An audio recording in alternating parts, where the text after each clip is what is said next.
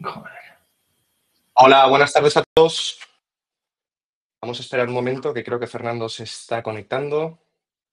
Espero que me podáis escuchar todos bien.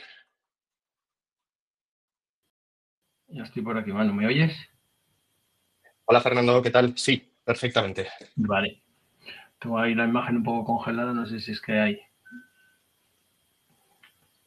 Vale, bueno, pues yo creo que si ya se escucha y ya todos estáis dentro, pues vamos a empezar, ¿no? Bien, pues bienvenidos a todos al evento que estamos preparando o que hemos preparado para transmitiros un poco lo que ha sido nuestra experiencia en la tokenización de activos. Bueno, mi nombre es Fernando Ramos, soy socio director de DataBitLaw, y me acompaña aquí Manuel Testig, socio también de DataBitLaw, con ya mucha experiencia en el sector. Y bueno, para los que no nos conozcáis, bueno, pues DataBitLaw es un despacho de abogados que está especializado sobre todo en asesoramiento legal sobre activos digitales y mercados financieros tokenizados. Y bueno, que tenemos mucha experiencia en el sector, ¿no? Sobre todo el reglamento MiCA o como vamos a exponeros ahora en lo que es la tokenización de instrumentos financieros, así como bueno, todas las materias de compliance relativas a protección de datos, prevención de blanqueo de capitales y derecho digital. En esta sesión, como os he dicho, vamos a explicaros los distintos tipos de tokens y qué normativa aplica a cada caso, y sobre todo nuestra experiencia que hemos tenido en estos años. Bueno, estos años han sido realmente meses, ¿no? En la tokenización de instrumentos financieros conforme a la nueva normativa de ley de mercado de valores y servicios de inversión. Hemos además participado en diferentes proyectos pioneros, ¿no? Sobre todo en la OMICA de los utility tokens. Pues fuimos los primeros en notificar white papers en mercados regulados, que luego a lo mejor hay alguna otra compañero que dice que no, yo soy el primero. Bueno, sí, pero el mercado regulado no. ¿Vale? Entonces, hemos dado ese soporte legal a determinados clientes para notificación, además con mucho esfuerzo, con la CNMV, porque había mucho desconocimiento y la verdad es que costó bastante.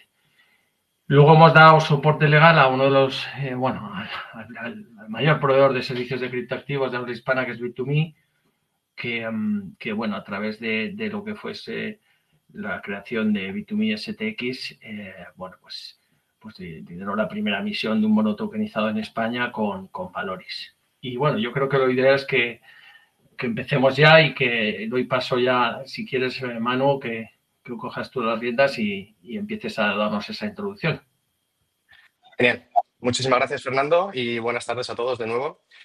Bueno, como ya ha comentado Fernando, antes de adentrarnos en la tokenización de instrumentos financieros, vamos a hacer un repaso, ¿no?, de qué es un token, los distintos tipos de token y la normativa aplicable, ya que esto nos ayudará a entender mejor lo que veremos después, ¿no?, en materia de instrumentos financieros. Entonces, bueno, empecemos con qué es un token. Bien, en términos sencillos, la representación digital de un derecho, o sea, en términos sencillos es la representación digital de un derecho o de un valor sobre una infraestructura de registro distribuido, ¿no? Vemos aquí en la slide, ¿no?, cómo lo define ESMA y el Banco Central Europeo. ESMA lo define como cualquier representación digital con un valor o derecho asociado, y el Banco Central Europeo habla de representaciones digitales de activos existentes, ¿no? Pues, por ejemplo, un token puede representar un derecho de uso que da acceso a un descuento o un servicio, como puede ser un utility token. Y en el ámbito financiero, un token puede representar, por ejemplo, un valor como una acción con derecho a voto y dividendos o un bono con derecho al cobro de intereses, ¿no? Bien, vamos a pasar a la siguiente slide, y aquí vamos a clasificar los distintos tipos de tokens y que es la clave, ¿no?, porque de ella depende la normativa aplicable. Bien, como veis, aquí estamos dentro del ámbito de aplicación del reglamento MiCA, ¿no? Aquí nos encontramos con los llamados otros criptoactivos distintos a los tokens referenciados activos o dinero electrónico, y aquí nos encontramos dos grandes grupos, ¿no? Criptomonedas y monedas virtuales, como todos hemos escuchado, ¿no?, Bitcoin y Ethereum, pero también están los utility tokens, como hemos dicho, que son criptoactivos que sirven para dar acceso a un bien o servicio, ¿no? Y luego nos encontramos los tokens referenciados activos, que son tokens o criptoactivos cuyo valor está vinculado a uno o varios activos tradicionales. Y por otro lado, el dinero electrónico, ¿no? Que son tokens o criptoactivos referenciados a una única moneda oficial, como puede ser el euro o el dólar. Aquí tenemos ejemplos, ¿no? Como USDT de Tether vinculado al dólar, o USDC de Circle y Coinbase, que también está respaldado 1 a 1 a dólares, o EURC de Circle también, ¿no? Referenciado al euro. Y bien, aquí, como hemos dicho, ¿no? Los tokens que entran dentro del ámbito de aplicación del reglamento MiCA, ¿no? Los que quedan fuera, que los veríamos aquí en esta slide, serían los security tokens, ¿no? Que representan instrumentos financieros como pueden ser bonos, acciones y otros valores negociables, que se rigen por MiFID y Ley de Mercado de Valores. Y también encontramos NFTs no fungibles que están excluidos de MiCA, salvo que existiese un fraccionamiento masivo, y las CBDCs, que es dinero digital emitido por bancos centrales, que también quedarían fuera de MiCA. Bien, entrando un poco más en detalle en esta clasificación, pues volvemos un momento a las criptodivisas y a los utility tokens, ¿no? Hemos dicho ya, hemos diferenciado en dos grandes grupos, por un lado, criptodivisas o criptomonedas y los utility tokens. Aquí no estamos, o sea, no son instrumentos financieros ni son dinero electrónico, por lo tanto, estamos dentro de MiCA, como ya hemos dicho, y en cuanto a la prestación de servicios de estos criptoactivos en España, hasta diciembre de 2025 solo pueden hacerlo los proveedores registrados en el Banco de España conforme a la Ley de Prevención de Blanqueo de Capitales, y a partir de 2026 ya será obligatorio la licencia MiCA como proveedor de servicios de criptoactivos, lo que además dará pasaporte europeo, ¿no? Bien, aquí la siguiente slide vemos que es importante, ¿no? A la hora, ¿no? La obligación de tener que elaborar y notificar un white paper si nos encontramos en estos otros criptoactivos distintos de tokenización de tokens referenciados activos o dinero electrónico, ¿no? Que vemos, ¿no? Que si existe una oferta pública de criptoactivos o si existe una admisión a negociación en una plataforma regulada, estaremos obligados a elaborar y notificar un white paper, como nos indica MiCA. Pero hay una serie de excepciones, ¿no? Que la oferta esté dirigida a menos de 150 personas, como veis en la slide, ¿no? Oferta con un importe total inferior a 1 millón de euros en 12 meses, oferta dirigida solo a inversores cualificados o que estemos ante criptoactivos emitidos de forma gratuita, ¿no? Bien, en la siguiente slide entramos un poquito más, ¿no? En tokens referenciados activos, que ya hemos dicho cuyo valor está vinculado a varios activos, como divisas, materias primas o incluso una cesta de activos diversificada. En la práctica, su emisión está bastante regulada, ¿no? En España, la CNMV debe autorizar previamente a estos emisores y conviene señalar además que de momento en Europa solo existen proyectos piloto o en fase de prueba, ¿no? De tokens referenciados a activos, ¿no? Y por otro lado, el dinero electrónico, cuyo valor está vinculado a una única moneda oficial como el euro o el dólar, entonces estos los tratamos como dinero electrónico, solo pueden ser emitidos por entidades de crédito, es decir, bancos o por entidades de dinero electrónico autorizadas. Y a diferencia de los tokens referenciados activos, aquí sí que podemos encontrar ejemplos prácticos, como hemos comentado, ¿no? Antes, pues USDC, USDT o EURC. Y aquí, en comparación con los otros, o sea, con utility tokens o criptodivisas, sí que estamos obligados a la elaboración, ¿no? de un white paper y además debe ser aprobado. Y aquí sí que no existen exenciones, ya que siempre será obligatorio, incluso si la emisión es pequeña. Entonces, para resumir los tokens referenciados activos y el dinero electrónico, podemos decir que en Europa bajo MiCA los tokens de dinero electrónico deben estar siempre respaldados 1 a 1 frente a la moneda oficial a la que se vinculan, y en cambio los tokens referenciados activos permiten un respaldo más flexible al estar vinculados a cestas de activos, ¿no? Y aquí también creo que es importante mencionar la Genius Act, que ha ido un paso más allá, ¿no? En Estados Unidos. No diferencia entre tokens referenciados activos o dinero electrónico, y además exige que todas las stablecoins estén respaldados 1 a 1 exclusivamente en dólares o en bonos del Tesoro. Y además limita su emisión a bancos y entidades autorizados por la Reserva Federal. Es decir, MiCA establece un sistema dual, ¿no? Que diferencia entre dinero electrónico y tokens referenciados activos, mientras que la Genius Act impone un único modelo más estricto, ¿no? Bien, y pasamos ya a los security tokens. Aquí ya estamos fuera de MiCA completamente, como hemos comentado, ¿no?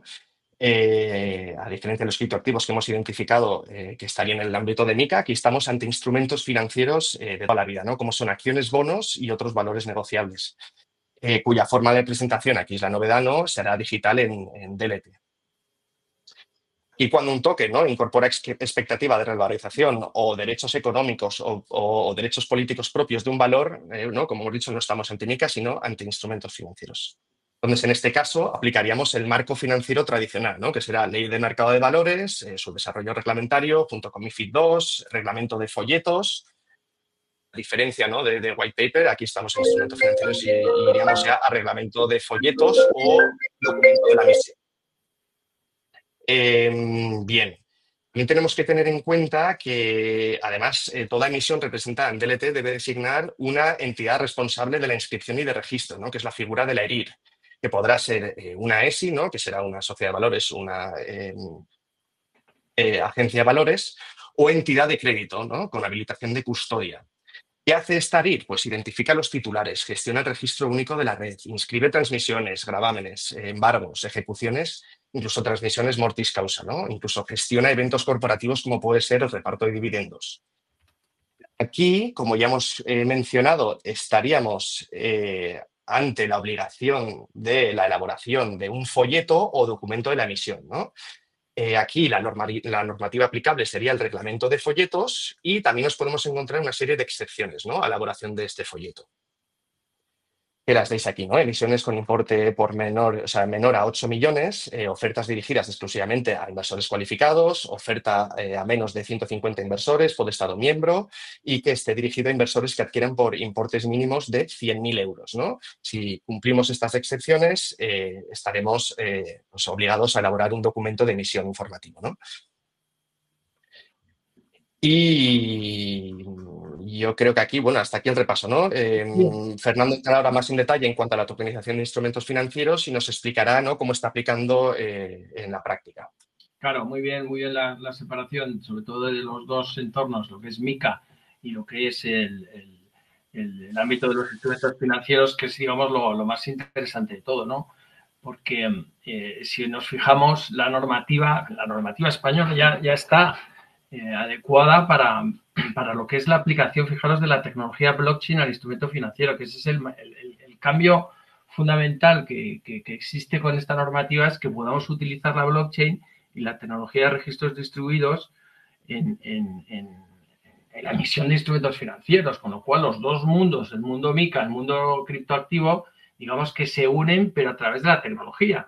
Es decir, los contratos inteligentes que hay debajo y que hay detrás en estas plataformas son exactamente igual o muy parecidos a lo que hay con las criptomonedas, con lo cual se está apoyando en toda esa tecnología de registros distribuido, que lo que te permite es darle una eficacia, una rapidez y más barato el acceder a muchas personas, ¿no? Y digamos, a un público en el que pueden intervenir de forma sencilla para adquirir los bonos, las acciones o el instrumento financiero en sí, ¿no? Entonces, el primer cambio normativo que existe es el reglamento de Pilot Regime, que es el programa piloto que lanza la Unión Europea para precisamente facilitar una infraestructura de mercado secundario bajo tecnología DLT y, por tanto, para los security tokens. Actualmente, a través de Bitume STX, está en un proceso de solicitud de licencia a ESMA para este mercado.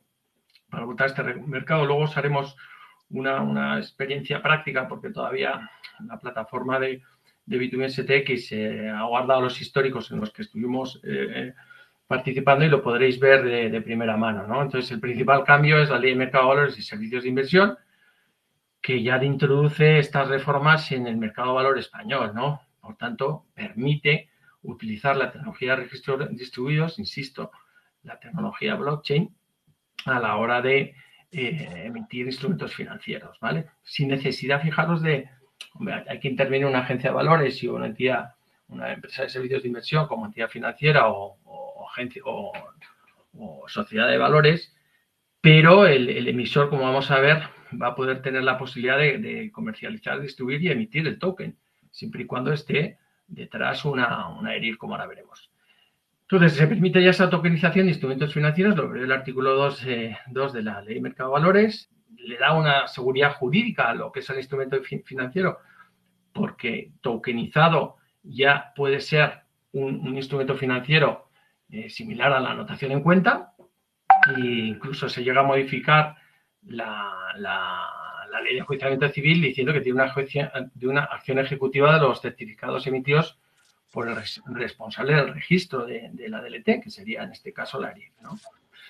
Además, en emisiones inferiores a 8 millones, que es un poco lo que está utilizando el sector, pues ya no requiere el folleto informativo, ¿no? El folleto informativo, pues que tienes que dedicar muchos más recursos, está la CNMV y es un poco, pues mucho más complicado y más caro, ¿no? Entonces, si tus emisiones son inferiores a 8 millones o 150 inversores, lo veremos más adelante, interviene una ERIR, que digamos que es como el brazo de la CNMV, que lo que hace es comprobar que todo el proceso es correcto y que puede registrar e inscribir todos esos bonos que se han asignado a los inversores, ¿no? Por tanto, le otorga una seguridad jurídica exactamente igual que una anotación en cuenta. Además de esa ERIR, tiene que intervenir una entidad de asesoramiento financiero que tendría que validar el documento de emisión, ¿vale? Que puede estar la misma empresa de servicios de inversión la que lo haga o no. En nuestro caso, Ursus, que fue la entidad que utilizamos, no valida el documento de emisión y tuvimos que hablar con una entidad de asesoramiento financiero, José María Manzanares, que validó el documento de emisión. La sociedad de valores, una agencia de valores designada, esta ERIR, es la que administra dicho registro y digamos que es la que está en convivencia con la CNMV para que todo sea correcto y la emisión pues tenga esa seguridad jurídica que requiere la protección del inversor, ¿no? Además, la Directiva de Mercados e Instrumentos Financieros MiFID II ya reconoce jurídicamente al Security Token y el reglamento piloto introduce una modificación en instrumentos financieros que los que están tokenizados pues tienen la misma consideración jurídica que la anotación en cuenta. O sea, que es que la norma ya lo dice, no hay marcha atrás, ¿no?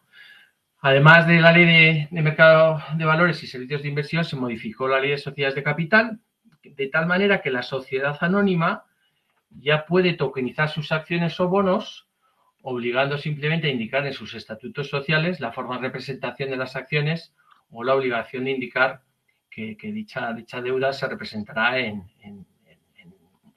tecnología TRD, ¿no? Los bonos de obligaciones. El problema aquí lo tenemos un poco con la sociedad limitada, ¿no? Porque el artículo 401 de la Ley de Sociedades de Capital, más esto fue ya una cuestión que se debatió mucho, ¿no? Cuando antes de la reforma de la Ley de Mercado de Valores, pues se hicieron algunas emisiones y las hacían sociedades limitadas y la emisión de su deuda pues era superior a su capital, ¿no? A sus recursos propios, con lo cual se estaba incumpliendo, digamos, ese artículo. Entonces, por lo menos las que nosotros conocemos se están emitiendo en sociedades anónimas, ¿no? Precisamente por ese artículo 401. Entonces, ¿qué es lo que realmente podemos tokenizar o que podemos utilizar con la tecnología blockchain? Las acciones, ¿vale? De sociedad anónima, más ya Business Brands ha sido una de las emisiones que ha sido ya lanzada al mercado y que ya tiene no solo la de Valorix en la que nosotros participamos, donde se emitió un bono, sino que ya se ha hecho una emisión por parte de una sociedad con la tokenización de sus acciones, con lo cual ha permitido poder acceder a la compra de las mismas. Y los bonos simples, que es deuda para el emisor y un derecho de cobro de capital más intereses para el inversor, ¿no? La ley de mercado de valores ya lo permite, como hemos dicho, y el régimen de piloto también permite el mercado secundario. Además, si lo hiciésemos con sociedad limitada, el ESMA no permite a las sociedades limitadas acceder a ese mercado secundario, con lo cual es muy interesante que sea con sociedad anónima. Vamos a entrar ahora a discutir sobre la aplicación del artículo 301 de la Ley de Sociedades y lo que te permite es que cuando hayas emitido ese bono en primario, nosotros estamos ahora, vamos a poner el ejemplo de primario y secundario, pero normalmente, o las que se están emitiendo es en primario, porque no tenemos todavía un secundario tokenizado o bajo tecnología TRD. Próximamente lo tendremos, supongo que será cuestión de meses, pero por el momento no existe ese mercado secundario, por lo menos aquí en España, en el que no solo emites el bono, la deuda o la acción, sino que encima tienes un mercado secundario para darle liquidez al instrumento financiero y poderlo pues transmitir, ¿no? Entonces, también está el préstamo participativo, que como decimos es lo que se había utilizado antes de la modificación de la ley de mercado de valores y que tiene una remuneración de los beneficios obtenidos por el financiado.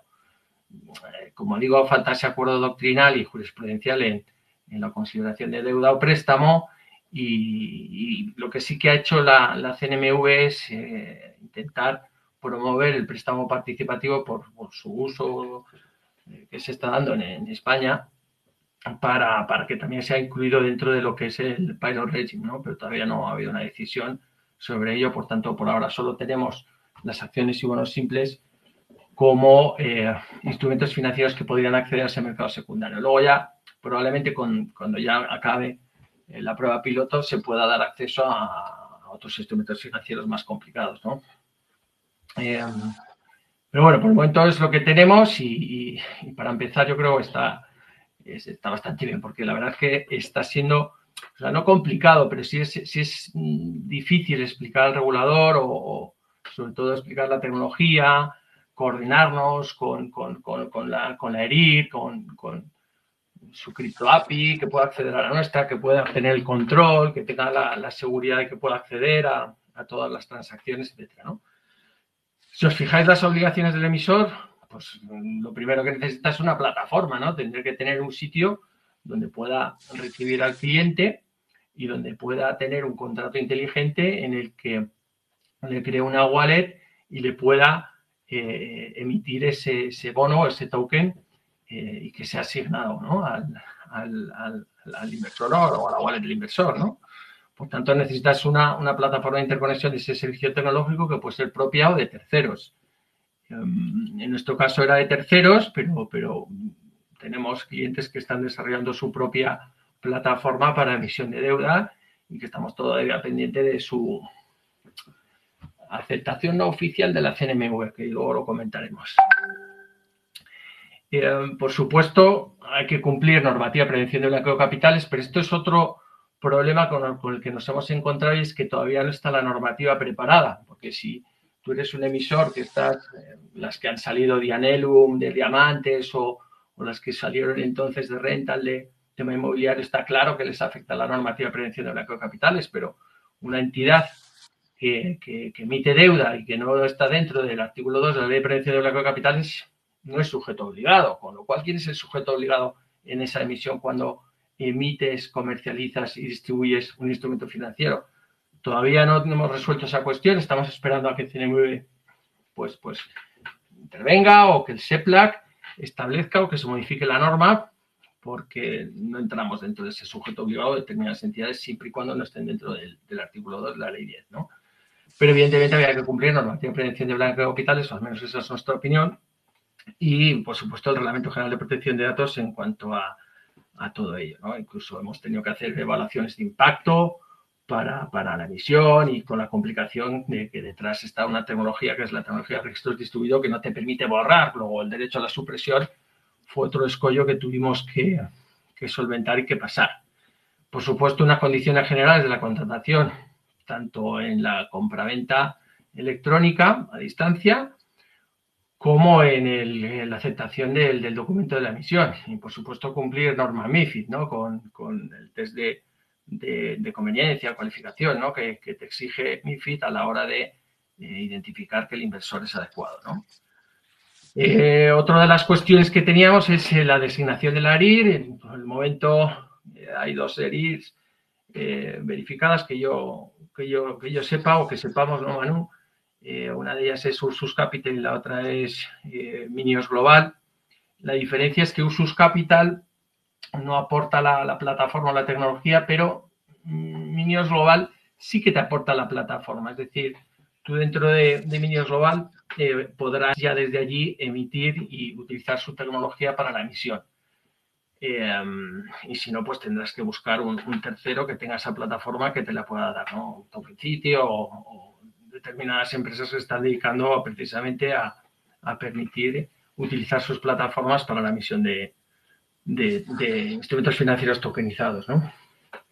Si vamos como hemos comentado, si son menos de 8 millones de euros, pues no necesitas emitir folleto, pero lo que sí que tienes que hacer es emitir un documento de emisión que regule su emisión y que está identificado, pues todos los riesgos, etcétera, y todo esto además tiene que estar validado por una entidad de asesoramiento financiero, ¿no? Pues nosotros creo que conocemos a dos, José María Manzanares es el que nos ha estado ayudando en todos estos procesos y que lo que hace es verificar un poco el documento y su comercialización, ¿vale? Porque si son superiores a 8 millones, pues deberías redactar un folleto. Todas las complicaciones que nos encontramos aquí fue, oye, ¿puedo emitir distintas emisiones en un periodo de 12 meses superiores y que alcancen más de 8 millones? No. O sea, en un periodo de 12 meses tienes que emitir los 8 millones y si no, pues no podrías, ¿vale? Tendrías que esperar al año natural. Entonces, lo que se está haciendo un poco en el sector es limitarlo a 150 inversores las emisiones para que pudieses emitir de forma bueno, pues distintas emisiones de deudas y superar esa cifra, ¿no? Siempre y cuando sean específicas, pues no habría ningún problema y no habría un fraude legal. Evidentemente, todo lo que son los acuerdos del Consejo, tanto para la emisión bajo tecnología TRD, pues debes llevarlo a cabo con la sociedad, con lo cual debes de protocolizar ese acuerdo en el notario. Incluso nosotros consideramos que era oportuno también meter el documento de emisión, aunque no hubiese sido necesario. Y ir al registro mercantil a que te lo inscriban, con la complicación de que el registro mercantil entienda lo que está inscribiendo, ¿no? Vale, dependiendo del tipo de... Perdona, Fernando, que te interrumpa. Únicamente nada, deciros que, oye, podéis lanzar cualquier pregunta que encantados de contestaros. Y he visto ya también incluso que nos han lanzado una por ahí, Fernando, que dice qué tipo de instrumentos financieros creéis que serán los más tokenizados o interesantes de tokenizar. Sí, los bonos son los que están siendo más utilizados, ¿no? A la hora de emitir esa deuda. Como habíamos dicho, el préstamo participativo se ha utilizado mucho, pero por lo menos en este momento inicial te paraliza el acceso al mercado secundario, con lo cual lo ideal siempre, si queréis emitir deuda, tokens, etcétera, que vayas hacia la sociedad anónima, porque es la que te va a permitir luego el acceso al mercado secundario y por tanto darle liquidez. O sea que lo ideal sería lo que prevemos es que se van a hacer sobre todo las acciones y los bonos, ¿no? Para poder hacer una digitalización de tus acciones dentro de la compañía, ¿no? Y que sea tokenizada y que puedan acceder a la misma, pues más público, ¿no? Que es un poco lo que viene a sentar la DLT, ¿no? Pero si vemos un poco, córtame si hay alguna otra pregunta, Manu, sin problema. Sí, adelante, sí, perfecto. Fijaros un poco en las partes que intervienen, ¿no? Dentro de todo el proceso que llevamos a la hora de tokenizar un bono de deuda, ¿no? Que fue el caso que hemos visto y otro de los casos que estamos ahora subiendo o viendo. Es que no quiero decir que es la utilización de la CNMV, porque debe ser la ERIR, pero como estamos en un early stage, un estado muy embrionario, muy inicial, pues tenemos una especie de tapón, yo creo, en la CNMV, que no es que lo autorice, porque no lo tiene que autorizar la CNMV, pero si quiere, de alguna manera, ver que todo es correcto y que todo está perfectamente articulado, ¿no? En nuestro caso es Ursus Capital, que es la entidad EDIR que ha sido autorizada, y entonces el proceso no es que lo lance Ursus como tal y ya no. Entonces tiene un proceso inicial en el que, pues bueno, comprueban también el equipo que tiene la CNMV que todo es correcto y que no habrá ningún problema, sobre todo para el inversor, ¿no? Entonces, por eso realmente hay dos, ¿no? Que han salido, que fue la de los diamantes y la nuestra, la de Valorix, ¿no? Y la de Visual Plans. Bueno, ya hay tres, ¿no? Entonces, pues bueno, pues evidentemente el emisor tiene que ser, desde nuestro punto de vista, una sociedad anónima que pueda emitir esas acciones y bonos en formato tokenizado y, por tanto, se tiene que modificar los estatutos, tiene que haber un acuerdo y, en su caso, de la Junta General. Debe haber una plataforma. Fijaros que la plataforma es muy importante, ya no solo para el KYC o la identificación del cliente, el test de idoneidad, sino que el contrato inteligente se tiene que apoyar en stablecoins o en depósitos bancarizados, o sea, tokenizados, ¿no? Depósitos bancarios tokenizados, que en nuestro caso fue CECA, ¿no? La que tokenizó los ingresos, o enviabas un ingreso o una transferencia bancaria a CECA y CECA la tokenizaba y la enviaba a la blockchain para que pudiese interactuar con el contrato inteligente, con lo cual necesitas esa conexión de tu plataforma con un proveedor de servicios de activos, un caso, o incluso una EDE, ¿no? Que tenga a futuro ya las stablecoins, ¿no? Con licencia, con lo cual esta plataforma registra y valida a los inversores, es la que va identificando el KYC del inversor y el test de idoneidad, y abre esas cuentas, para lo cual vas a necesitar siempre un acuerdo con una entidad de dinero electrónico, una EDE o de pago, ¿no? De servicios de pago, en el caso para utilizar euros. Y con un proveedor de servicios de criptoactivos para lo que es la conversión a stablecoins y que puedas funcionar. Con lo cual, esas interconexiones también son importantes tenerlas en cuenta, ya que vas a tener que interactuar con el contrato, como ahora os enseñaremos.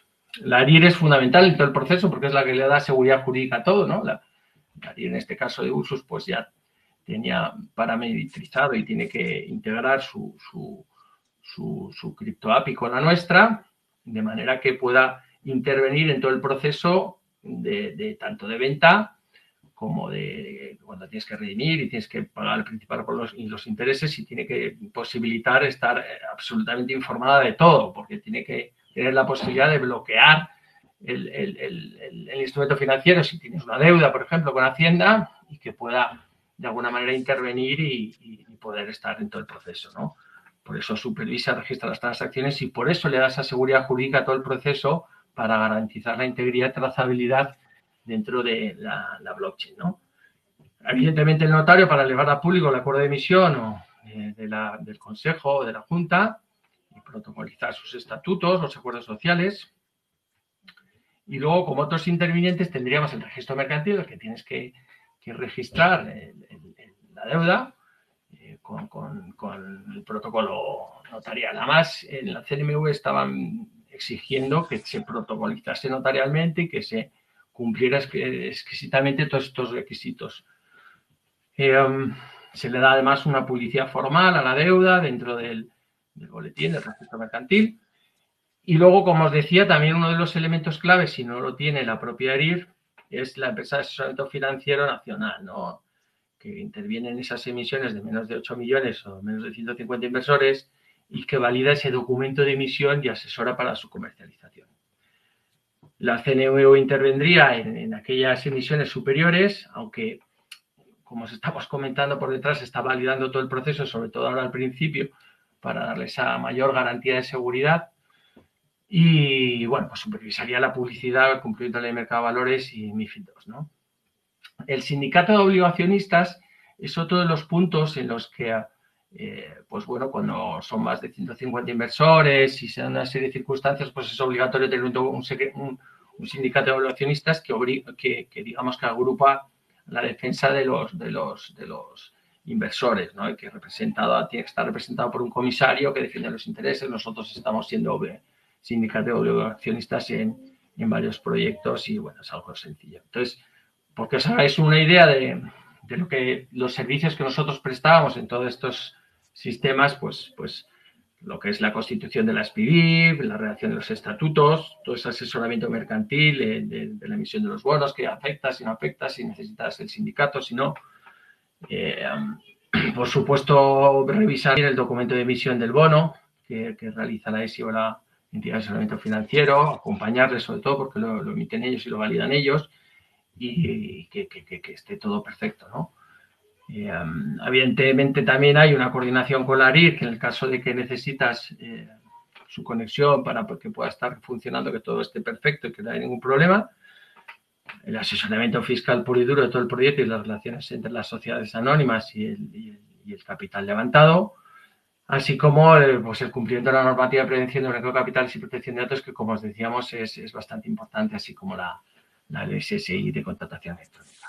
Sindicato de obligacionistas, como os decíamos, para emisiones superiores a 8 millones o con más de 150 inversores, es necesario redactar ese reglamento e incorporar esa escritura de emisiones, incorporar dentro de la escritura de emisión y ante el notario para nombrar ese comisario que defienda los intereses de los inversores. Os vamos a presentar ahora el proyecto en el que estuvimos de STX, ¿vale? En el que asesoramos a STX y al proyecto de Valorix para la emisión de esa deuda, ¿no? Y yo creo que es interesante que lo veáis. Al final fue una emisión de una deuda de 145.000 euros, porque no queríamos que fueran más de 145 inversores, por tanto el ticket fue de 1.000 euros y los intereses anuales creo que fueron de un 13% y fue en 3 meses, o sea que era un 3,25 de cupón. Lo que hacían era utilizar a Bit2Me como proveedor de servicios de cambio y custodia, que en su momento estaba registrado en Banco de España, aunque ahora ya tiene licencia MiCA, y que cumplía perfectamente con la normativa de prevención de blanqueo de capitales, de manera que tú entrabas, como ahora veremos, y te identificabas directamente en dicho proveedor, ¿no? Evidentemente, pues daba esos servicios tecnológicos de la plataforma para tokenizarla, a través de los contratos inteligentes y que se pudiese emitir. Se emitía todo a través del proyecto de Sandbox de STX, que estuvimos haciendo esas pruebas. Y la verdad es que salió todo perfecto, ¿no? Porque se pudo comprar en primario el token, hicimos unas pruebas para poderlo vender en secundario, como ahora veremos. Se dieron los servicios de custodia, evidentemente, a los inversores con esos monederos de criptoactivos que interactuaban con los contratos inteligentes y realizaban todo el proceso de KYC, de identificación formal de clientes, así como pues el login, ¿no? Entonces yo creo que sin más vamos a pasar a enseñaros, a ver si no falla la tecnología. Sí, aquí. Teníamos, Fernando, antes de que compartas pantalla, otra pregunta, que si nos preguntan si los derechos son tokenizables, los derechos de crédito. Y yo aquí contestaría que sí, ¿no? Son tokenizables, pero bueno, depende de cómo se estructuren, ¿no? El marco jurídico entiendo que depende de cómo se estructuren, ¿no? Si son derechos de crédito simples o si estaríamos ya hablando de valores negociables, ¿no? Como bonos, pagarés tokenizados o préstamos Estamos hablando de participativos, ¿no? bonos y acciones, ¿no? Entonces otra cosa es que tú montes una SPV, una sociedad de vehículo, que lo que haces es ya ponerle allí el activo, ¿no? Y entonces lo que haces es, a través de las participaciones sociales, con la tokenización de la sociedad, ya le metes el activo y a través de ello pues ya juegas con las acciones, ¿no? Un ejemplo claro sería un inmueble de 2 millones de euros, pues creo una sociedad anónima, le vinculo el inmueble de los 2 millones de euros y la divido en acciones, ¿no? Esa sería la forma de vehiculizar ese proceso para acceder a, pues en este caso, un tema inmueble, que cuando, pues eso tú lo que propones será que es un inmueble enorme y que lo vas a vender por 3 millones. ¿Vale? Entonces, pues te recibirías ya cuando hagas el exit o si lo pones en alquiler, pues recibirás los rendimientos, ¿no? De tus acciones, claro. Vale, entonces, fijaros, si nos fuésemos a B2B STX, espérate que estoy dándole al botón que no es, directamente te redirigiría aquí, ¿no? O sea, tú te vas a ir a B2B STX y te lanzaría a una identificación formal, ¿vale? Esa identificación formal te tendrías que identificar, si no te tendrías que registrar de nuevo, yo ya le he dado al registro, pero si no tendrías que hacer el KYC, tendrías que hacer el test de idoneidad, tendrías que tener una cuenta en B2Me que te permitiría acceder a lo que es la plataforma de STX, ¿no? Si os fijáis aquí, es un mercado, lo que pasa es que está temporalmente en pausa, pero donde tú puedes comprar y vender tus bonos o tus acciones, ¿no? Entonces, si vemos, por ejemplo, en mi portfolio, aquí tendría que tener si compro el producto o el bono, pues tendría que aparecer aquí. Si veis en las últimas órdenes, me aparece que el 13 de noviembre del 2024 compré por 1.000 euros ese bono, ¿no? Entonces, esto es lo que te permitiría acceder. Si tú le das, tendrías que primero logarte, ¿no? Y decir, oye, quiero depositar, ¿vale? Pues entonces tendrías que hacer un depósito con una transferencia bancaria, ¿vale?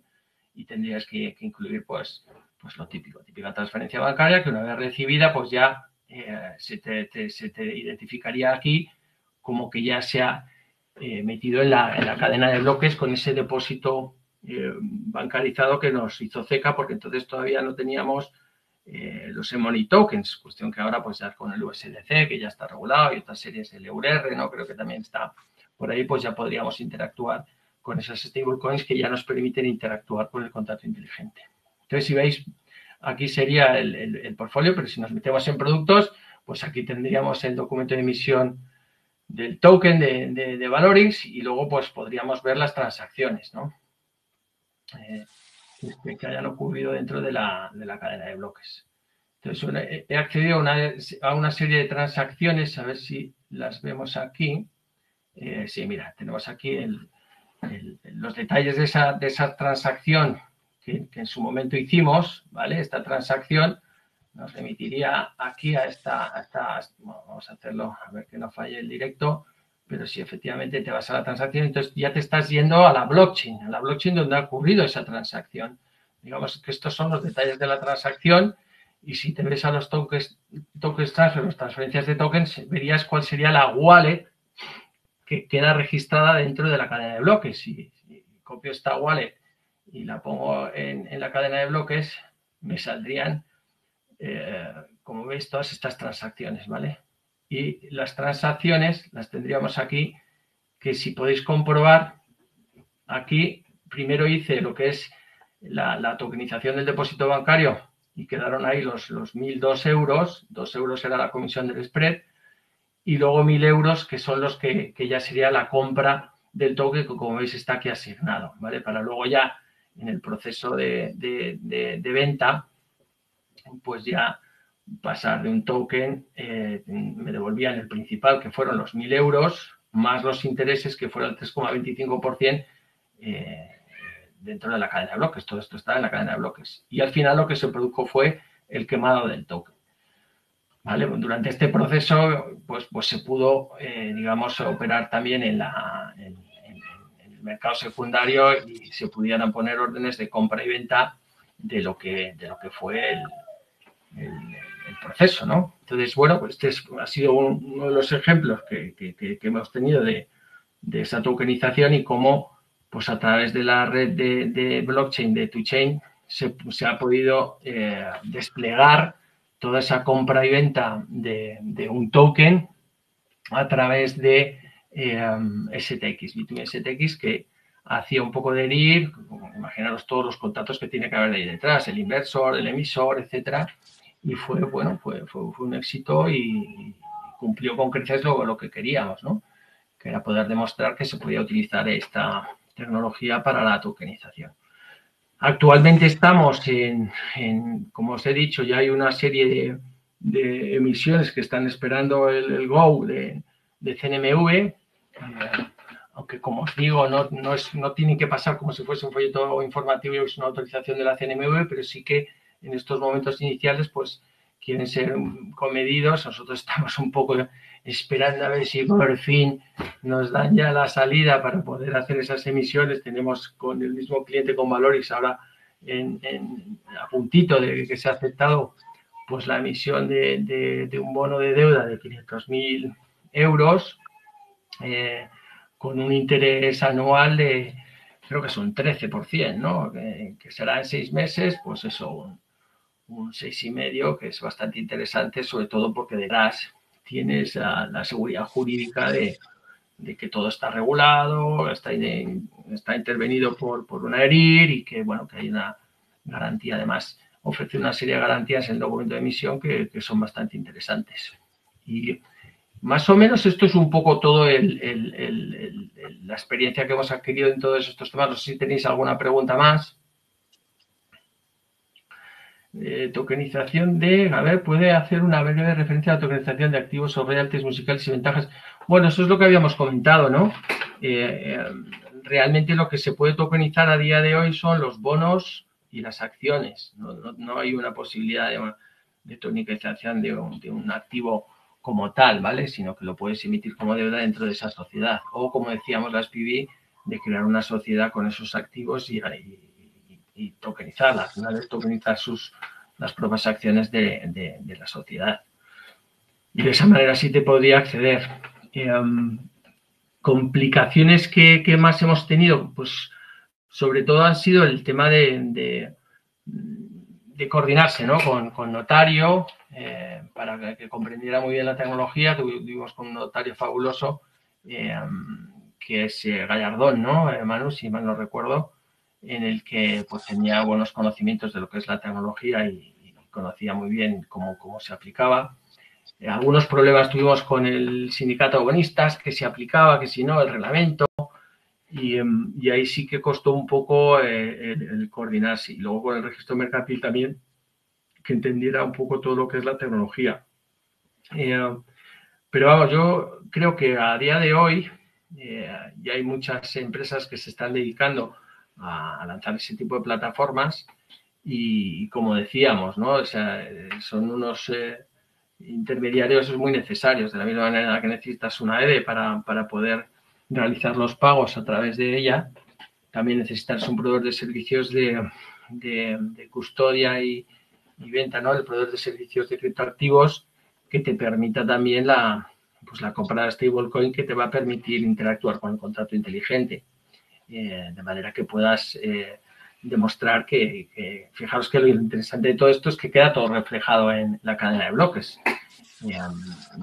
Tuvimos también alguna complicación en cuanto al tema de protección de datos, porque claro, todo lo que queda registrado en la cadena de bloques ya no se puede suprimir, entonces tienes que realizar pues determinadas interacciones y tienes que incluir dentro de la política de las condiciones generales o incluso el documento de emisión, pues eso que vas a utilizar otras técnicas para evitar o sea, no suprimir porque no puedes borrar, pero sí bloquearlo, ¿no? Que en definitiva lo que nosotros propusimos, que además luego el ESMA nos lo confirmó y la Autoridad de Protección de Datos Europea, es en el momento en que ya se produzca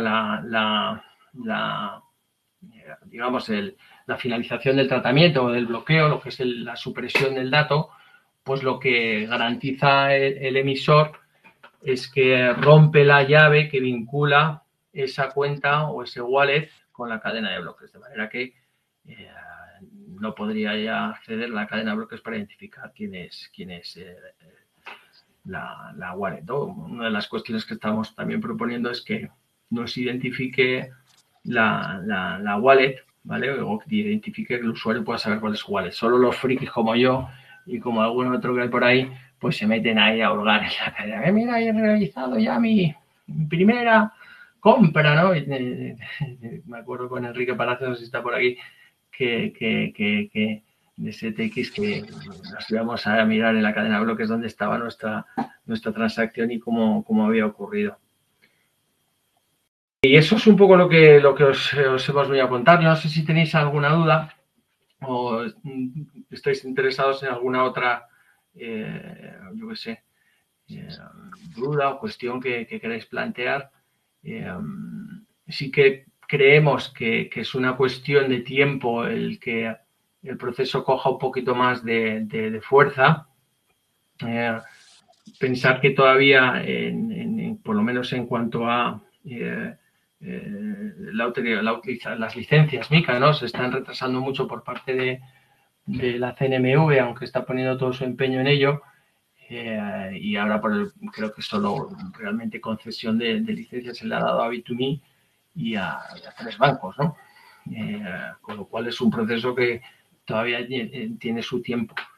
Y como hemos comentado, todavía la CNMV también está un poco variando. Así que es cierto que, por ejemplo, nosotros hemos utilizado Ursus en el caso de Valorix, pero también hay otra ERIR autorizadas, que es Minio Global, de Prosegur Crypto, que es la verdad que están haciendo un trabajo espectacular en cuanto a utilizar todas estas tecnologías, porque se van a hacer custodios también, van a hacer brokerage, creo, y tokenización de activos para sus clientes, ¿no? Con lo cual es un mercado que está empezando en ebullición y que creemos que va a tener mucho futuro. Otro de los puntos que también tuvimos un poquito de follón con el regulador fue el tema de los utility, ¿no? Es decir, al final estos son instrumentos financieros y es ley de mercado de valores, sentido de inversión, es todo MiFID y no es cripto, ¿no? Pero si tú haces una emisión de un utility o un token de servicio, que ahí es lo complicado, ¿no? De emitir un token que no se revalorice a futuro, sino que sea servicio puro y duro. Entonces, esa emisión de ese criptoactivo es una emisión que solo requiere una notificación a la autoridad de regulación, en este caso a la CNMV. En nuestro caso teníamos un par de tokens que se habían emitido, porque además la norma lo que dice es que lo que se había emitido con anterioridad no es necesario notificar el white paper, pero todo lo que a partir del 1 de enero se notificase sí que es necesario, ¿no? Bien porque has hecho la emisión en un estado europeo o bien porque quieras que tu token vaya a un mercado regulado europeo. Entonces, bueno, pues teníamos nuestros más y nuestros menos con la CNMV porque nos decía que no había mercado regulado, luego ya salió Kraken ya como mercado regulado, decía que no desaparecía el mercado regulado. Digo, pero si está aquí en ESMA, es que yo no lo he visto. Bueno, en fin, tuvimos ahí alguna que otra consideración jurídica de si podíamos o no podíamos. Al final pudimos notificar los white papers para que salieran a un mercado regulado en el que bueno, pues lo que en definitiva viene a hacer el white paper es darle una seguridad jurídica. ¿Seguridad jurídica a quién? Al emisor, ¿no? Y eso era un poco lo que conseguimos, ¿no? Porque al final, y fijaros cómo hemos recibido un correo hace poco de la CNMV diciéndonos que el white paper no era el que habíamos aprobado, entonces lo habían retocado en marketing y habían puesto y ya nos está llegando requerimientos de la CNMV que los white papers no son los que se habían aprobado. Hemos tenido que llamar otra vez al cliente, oye, por favor, cambiar vuestro white paper que están en el regulador. O sea, quiero decir que se lo están tomando muy en serio y además tiene un equipo bastante bueno la CNMV en todas estas cuestiones. La verdad es que nos están ayudando muchísimo en lo que ha sido el proyecto de STX. Fijaros que montaron un mercado, una bolsa de valores, ¿no? Dentro de la tecnología blockchain y 24 horas trabajando, pues es bastante complicado, ¿no? Es un reto apasionante y que, bueno, esperemos que dentro de poco dé su fruto y que podamos hacer algo ya en España y que seamos de los primeros que tengamos ese mercado multilateral de negociación en el que podamos pues lanzar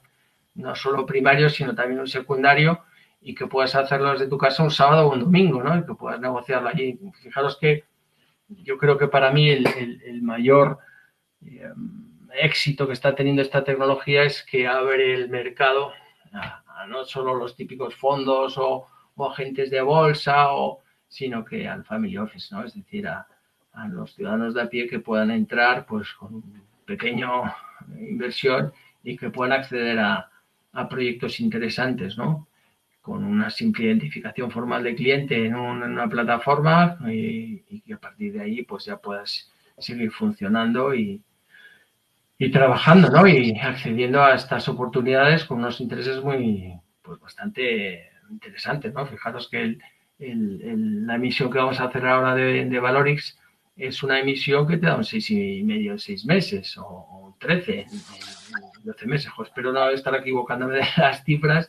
Está por aquí Juan Esteban, así que espero que no me equivoque, pero dentro de poquito lo vamos a lanzar, esperemos Dios mediante, y que tenga el éxito esperado para que podamos desde la plataforma ya poder lanzar esas emisiones y y sobre todo hacer una cosa muy bonita, y es que Valorix lo que hace es captar esa financiación para poderla enviar a Colombia y poder dar créditos a personas con muchas necesidades, ¿no? Con lo cual, al final, incluso estás haciendo una labor social muy, muy interesante. Así que, bueno, esto es un poco lo que os hemos contado. Yo no sé si tenéis alguna duda más. Por aquí hay una bastante larga, Manu. Sí, Me encuentro en un nos proyecto preguntan. donde vamos a Dale, dale, analizar perdona. la captación de capital y posterior uso como ficha para acceder a distintos servicios, y en el estudio para el mismo me he topado con una duda que no puedo encontrar en ningún organismo, y es, sabiendo la diferencia entre security y utility, en el caso de que un utility que posteriormente, incluso con un periodo de vesting por la naturaleza del mercado, un token se revalorice y genera un rendimiento, con su transición sigue siendo utility token. Bueno, ahí está la clave.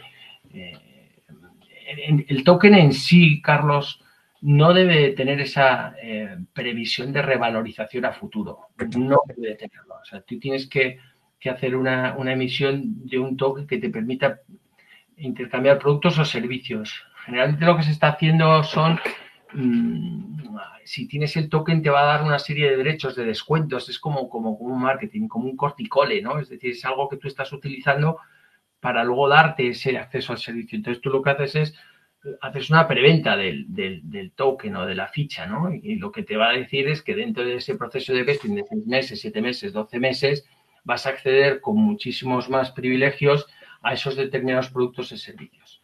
Lo que dice el regulador es que luego haya un mercado regulado y se revalorice, pues ya no es una cuestión de ellos. Tú internamente, tú tienes que prestar el servicio igualmente cuando te presenten ese token, y ese servicio son los descuentos o lo que tú hayas programado en tu white paper, y eso es lo que te tiene que permitir. Y a la hora de valorarlo, si luego hay un mercado de secundario que lo revaloriza, pues oye, no es una cuestión, digamos, tuya. Es más, la primera ICO fue la de Tesla hace 5 años sin que ellos lo supieran, ¿no? Porque realmente lo que originó fue que todo el mundo quería un Tesla. Entonces, todo el que había pedido la reserva del Tesla, que en 48 horas creo que sacaron, no sé si 40 millones de dólares, una barbaridad, pues se vendían en mercados el derecho a acceder al Tesla por mucho más de ese ticket de 2.000 euros, digo, 2.000 dólares.